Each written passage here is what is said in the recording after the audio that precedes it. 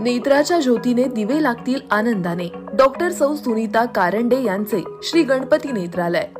आपल्या आरोग्याची काळजी घेण्याकरिता पंढरपूर शहरामधील लोकांच्या विश्वासात सार्थ ठरलेले एकमेव नेत्र रुग्णालय म्हणजे श्री गणपती नेत्रालय.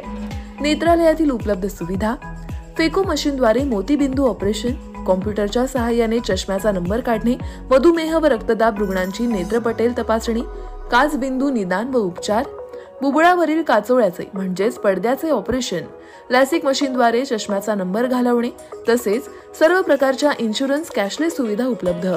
चला तर मग डोळ्याच्या सर्व प्रकारच्या ऑपरेशनसाठी व उपचारासाठी अत्याधुनिक पद्धत निवडूया. एकदा श्री गणपती नेत्रालयाला भेट देऊया. आमचा पत्ता 4776, plot number 118, Dattanagar, Uma college समोर, पंढरपूर. संपर्क 021862299890 किंवा 7020889631.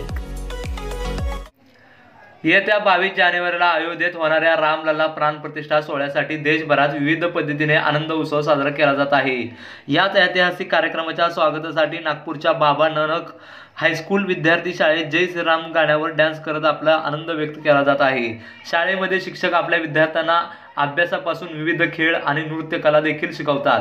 व्हिडिओमध्ये तुम्ही पाहू शकता की हे सर्व विद्यार्थी प्राथमिक वर्गातील आहेत, त्यामुळे शिक्षकांनी त्यांना डान्स शिकवला. तसेच सर्वांसमोर सादर करताना विद्यार्थी चुकू नयेत म्हणून त्यांनी स्वतः विद्यार्थ्यांसह डान्स करत आहेत.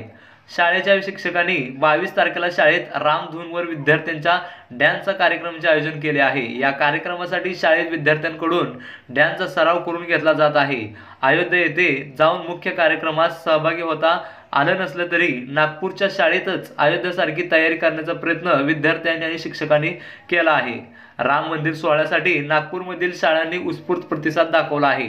सोमवारी अयोध्येतील प्राण प्रतिष्ठेच्या सोहळ्यानिमित्त देशभरात उत्साह आणि आनंदाचे वातावरण असणार आहे. या निमित्ताने नागपुरात श्रीराम प्रभात फेरीचे आयोजन देखील करण्यात आले.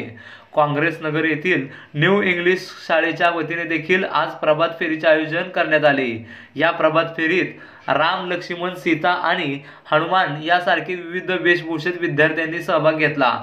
सोबतच पालखी आणि रथाचाही समावेश या प्रभात फेरीमध्ये होता. राम प्रतिष्ठानच्या सोहळ्याच्या पार्श्वभूमीवर शाळेत 21 दिवसापासूनच राम नामाचा जप शाळेत सुरू झाला आहे.